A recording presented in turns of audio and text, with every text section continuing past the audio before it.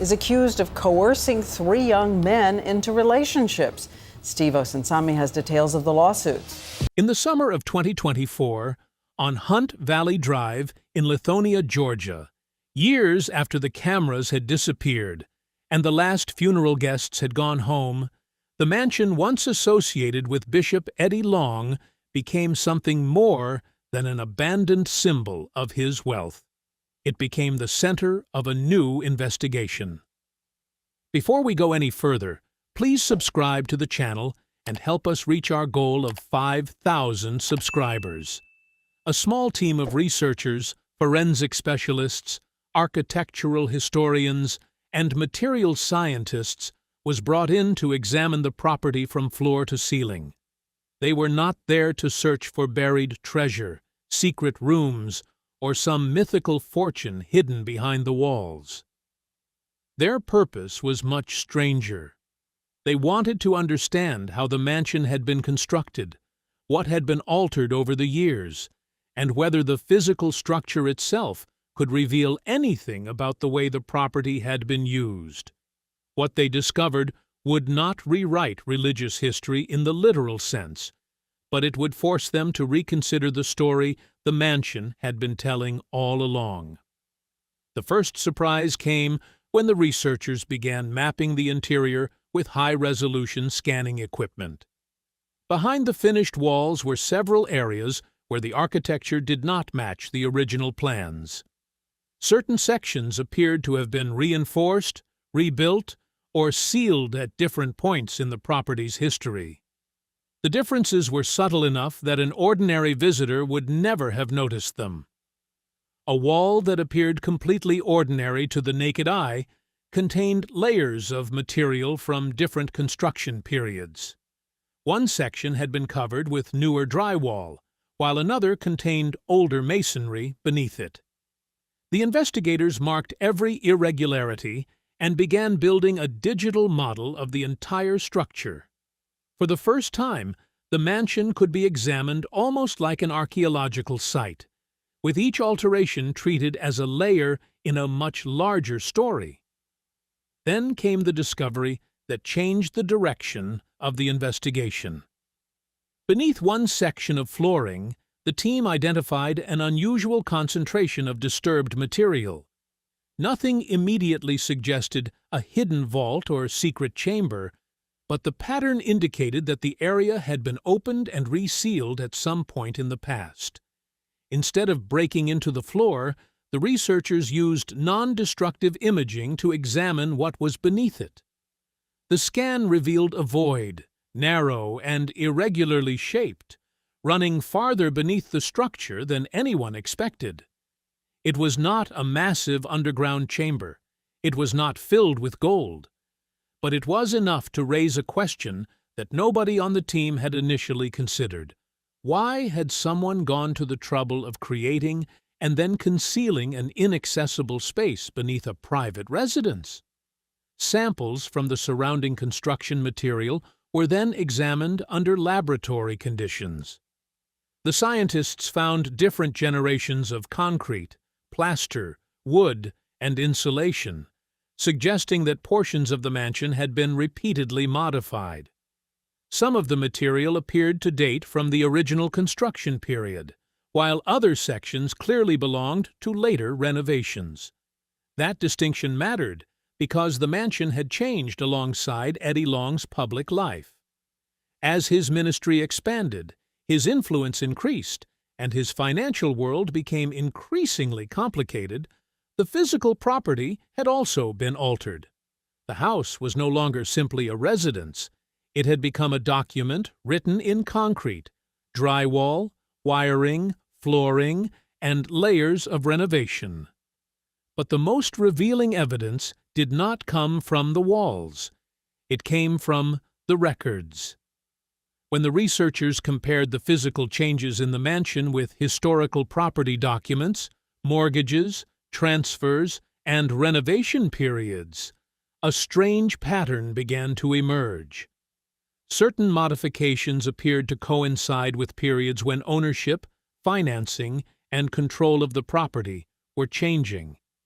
The mansion had passed through different legal arrangements, including the controversial transfer of the property into Eddie Long's personal name and its later return to new birth. Suddenly, the building itself became a physical representation of the same problem investigators had been seeing in the paperwork. Where did the church end and Eddie Long begin? That question became even more important when the team reconstructed the property's history year by year. A house can be bought by a person, owned by a corporation, transferred to a charity, mortgaged by another entity, and eventually returned to an institution. On paper, each transaction can appear separate, but when all the records are placed beside one another, the distinction between personal wealth and institutional wealth can become surprisingly difficult to follow. The mansion was therefore not important because it contained some extraordinary object. It was important because it represented a system. The walls were merely the physical shell surrounding a much larger network of money, influence, property, ministry, and personal authority. The researchers then examined the property's interior spaces for evidence of how they had been used. They documented private rooms, offices, storage areas, security features, and sections that had been remodeled or repurposed. Nothing they found proved the existence of a secret underground operation or hidden fortune. But the absence of such discoveries was itself significant. The Internet had transformed the mansion into a legend, yet the real story was considerably more complicated. There was no cinematic treasure waiting beneath the floorboards.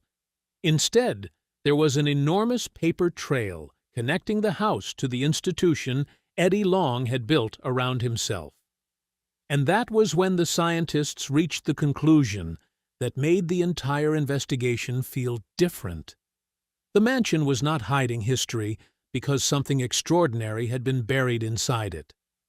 The mansion was hiding history because ordinary evidence had been overlooked. Deeds, mortgages, tax records, renovation layers, property transfers, financial documents, legal filings. Each individual piece looked insignificant when viewed alone. Together, they created a picture of how personal authority could become intertwined with institutional power. The physical structure had preserved something that memory often destroys: the sequence of events. The final scan produced no ancient artifact, no mysterious technology, and no object capable of rewriting human history. Instead, it produced something much more uncomfortable. A complete digital reconstruction of the mansion revealed how dramatically the property had changed over time, turning the building into a timeline of Eddie Long's rise and eventual collapse. The researchers could see where walls had been added, where rooms had been altered, where older structures had been covered, and where later modifications had replaced earlier ones. Every layer represented a different chapter. And when those chapters were compared with the public record, the mansion suddenly looked less like a palace and more like an archive. That is the part of the story that should stay with you. Because the greatest mystery inside Eddie Long's mansion was never whether there was a hidden room behind a wall. It was how an ordinary building could become the physical symbol of an extraordinary concentration of wealth, religious authority, and personal influence. The federal lien was one document. The property transfers were another. The lawsuits were another. The church's financial troubles were another. But when you place them together, the mansion becomes the point where all those stories intersect. And perhaps that is why the fortress survived long after the man was gone. Buildings do not defend themselves. They do not give sermons. They do not deny accusations. They simply remain, preserving traces of the people who passed through them. Eddie Long's mansion stood behind its gates while the empire around it changed. The congregation shrank. The debt accumulated, the leadership changed hands, and the questions became harder to answer.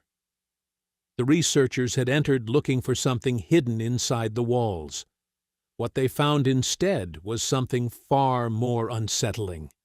The walls themselves had been recording the story all along. The 5 rocks that were never thrown. By the time the lawsuits erupted in September of 2010, the world Eddie Long had built around himself was beginning to crack. For years, his authority had rested on the idea that he was more than a pastor. To thousands of people, he was a spiritual father, a counselor, a protector, and, in some cases, the person they believed could replace what was missing in their own families. That made the allegations that followed especially devastating. Maurice Robinson was 20 years old. Anthony Flagg was 21. Jamal Paris was 23. Spencer Legrand was 22. Their complaints, filed in DeKalb County, alleged that Long had used his position and spiritual authority to draw them into relationships that began when they were teenagers. The details described in the lawsuits were deeply disturbing. Jamal Paris said he was only 14 when he first met Long, and that the bishop told him to call him Daddy. Spencer Legrand said he was 15 when he met Long in Charlotte after hearing him preach about fatherhood.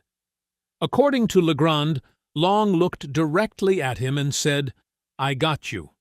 I will be your dad." The young men described what became known as the spiritual son relationship.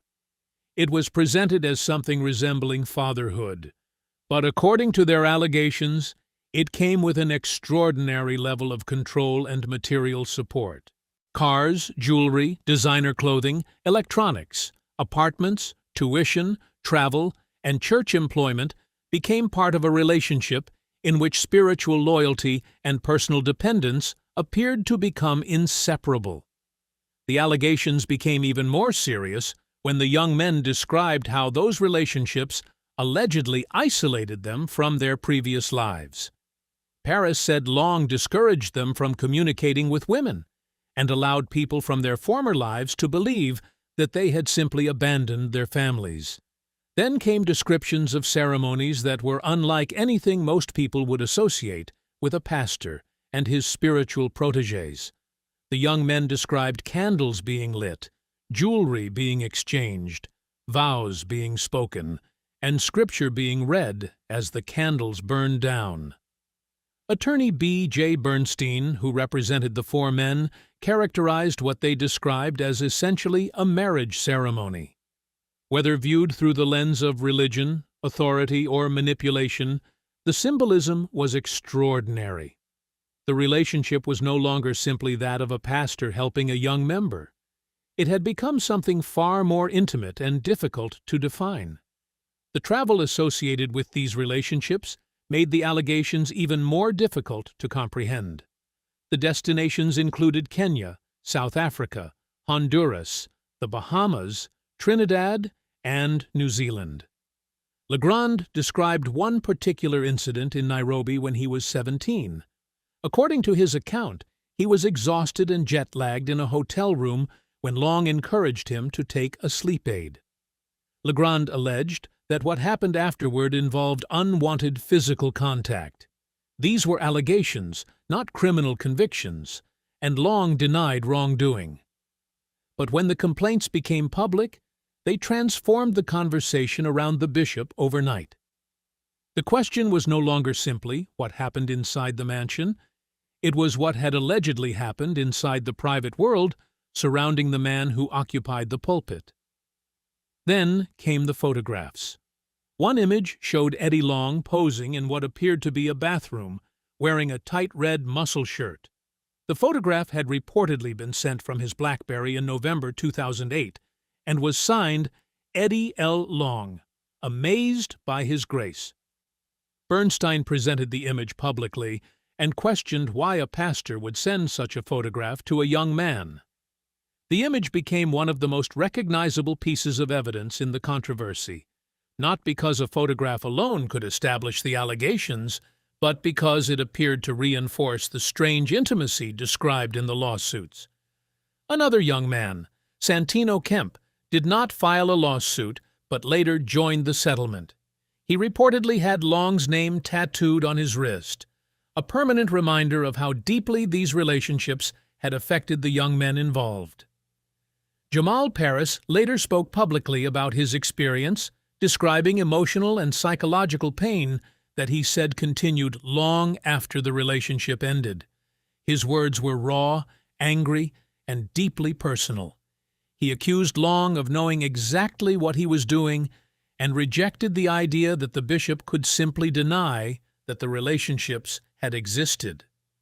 The allegations placed Long in an impossible position. His entire ministry had been built around fatherhood, authority, discipline, and spiritual guidance.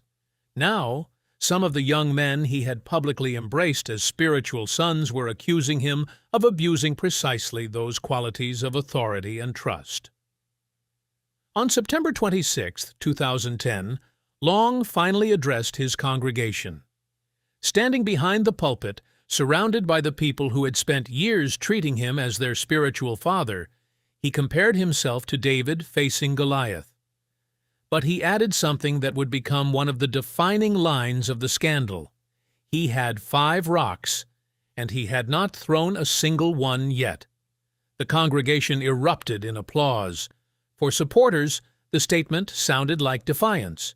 For critics, it sounded like a warning. The legal battle, however, would not end inside the sanctuary. The lawsuits continued, and by May of 2011, Long had reached confidential settlements with the young men. No criminal charges resulted from the allegations, and Long continued to deny wrongdoing. But the settlements changed the trajectory of his public life permanently. Follow the paper trail. And this is where the story takes a different turn, because while the allegations were dominating headlines, another investigation was quietly following something much less emotional and, in some ways, much more revealing: the money. The mansion on Hunt Valley Drive was no longer simply a symbol of wealth. It had become a piece of evidence in a much larger question about how Eddie Long's personal finances, charitable organizations, and church resources had interacted over the years. According to property records examined by reporters, the history of the mansion stretched back to transactions involving New Birth and Bishop Eddie Long Ministries.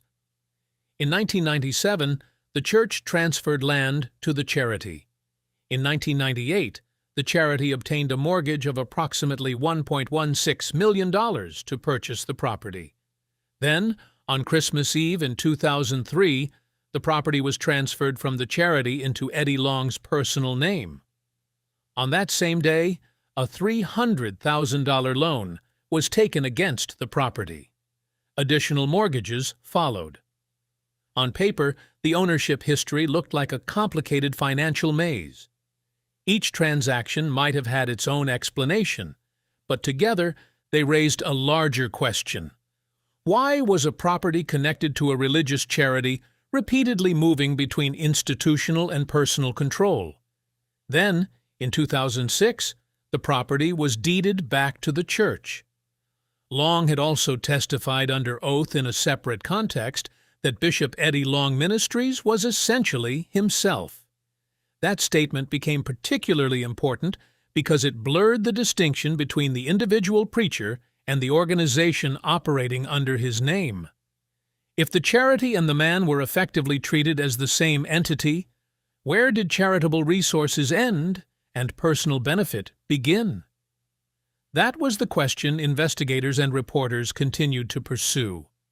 WSB-TV reporter Jody Fleer examined additional financial records and reported that the church had paid approximately $200,000 in property taxes associated with Long's residence and nearly $85,000 connected to his private jet. Other reporting found that between 1997 and 2000, Bishop Eddie Long Ministries had provided Long with more than $3 million in salary, benefits, and property. These figures became part of a broader examination of televangelist finances in the United States. Senator Chuck Grassley and the Senate Finance Committee investigated 6 prominent televangelists, with Eddie Long among those whose ministries came under scrutiny. But just when it seemed the scandal could not become more complicated, another name entered the story. His name was Ephraim Taylor. Long introduced Taylor to the New Birth congregation as a friend and brother, and praised him in extraordinarily positive terms. He presented Taylor as someone whose words were grounded in the Word of God. To members sitting in the congregation, that endorsement mattered. When a pastor with Eddie Long's influence tells thousands of people that someone deserves their trust, that endorsement can carry enormous weight.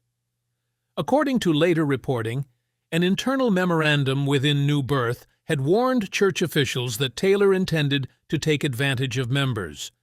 Despite the warning, Taylor was introduced to the congregation. What followed became another financial disaster. More than a dozen church members reportedly lost over $1 million in what prosecutors described as a Ponzi scheme. Taylor was eventually convicted and, in March 2015, sentenced to 19 years and 7 months in federal prison. The significance of the Taylor episode was not simply the amount of money that disappeared. It was the question of trust. Eddie Long had built his ministry by teaching people to trust spiritual authority. His voice could turn a stranger into a trusted friend, a church employee into a spiritual son, and a private belief into a collective movement. When that same authority was used to endorse someone who would later be convicted in a financial scheme, the damage went beyond dollars. It attacked the foundation of the institution itself. By then, the lawsuits had been settled, the financial questions had multiplied, and the Senate investigation had placed Eddie Long's ministry under a national microscope. Yet something even more visible was beginning to change. The man himself was changing. For years, Eddie Long had presented his physical body as part of his public identity. He was muscular, imposing, and larger than life. His appearance was inseparable from the image of authority he projected from the pulpit. He looked like a man who could dominate a room before he ever spoke a word. But the body that had once symbolized strength was about to become the first visible sign that the empire was entering its final chapter. It began quietly. Then, suddenly, everyone could see it. The Vanishing Man.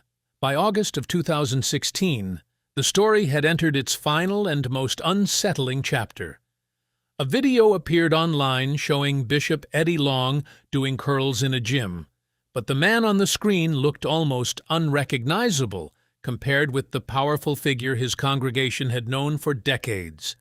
His face was gaunt, his body had become noticeably thinner, and the muscular appearance that had once been such a visible part of his preaching persona was fading away. At first, Long offered his own explanation. He told his congregation that he was following a raw vegan diet and had rejected what he called the slave menu. He even spoke with confidence about living to be 100 years old. For people watching him, however, the explanation did not completely settle the growing concern. Something was clearly happening to the bishop, even if nobody outside his inner circle knew exactly what it was. A month later, the tone changed. A church spokesman acknowledged that Long was facing a health challenge, but details remained limited. By December, the transformation was impossible to hide. Long appeared at services completely bald and visibly frail, a dramatic contrast to the imposing figure who had once dominated the pulpit. He told members that he had been ignoring their calls because everyone wanted answers, and he did not want to spend his remaining energy rehearsing facts and responding to questions. At the same time, rumors began spreading faster than the church could control them. Singer Kim Burrell publicly connected his decline to the scandal surrounding his personal life, and speculation about his health exploded across the internet. Some of those rumors were completely unsubstantiated, But once they escaped into the public sphere, they became almost impossible to contain. Then, on January 15, 2017, Eddie Long died. He was 63 years old. New Birth announced that he had died following a private battle with an aggressive form of cancer. The statement offered little more detail, and Long never publicly addressed the rumors that had surrounded his declining health. 10 days later, on January 25th, his funeral became a 6-hour spectacle attended by prominent figures, former members, family, friends, and supporters. Deion Sanders became emotional as he remembered Long as a father figure and suggested that perhaps the public had misunderstood the man they thought they knew. Long was placed in an off-white robe, wearing a gold cross and rings, and the image was almost symbolic. The bishop was being remembered through the same visual language of power, faith, and authority that had defined his life. But once the funeral ended, the crowds disappeared, and the cameras moved on. The questions did not disappear with him. They became more focused. What happened to the mansion? What happened to the money? What happened to the church? And, most importantly, what had the years of lawsuits, property transfers, financial investigations, and internal turmoil actually revealed about the institution Eddie Long had built? The answer did not come from some dramatic discovery hidden beneath the floor. It came from something far less mysterious and far more powerful: documents.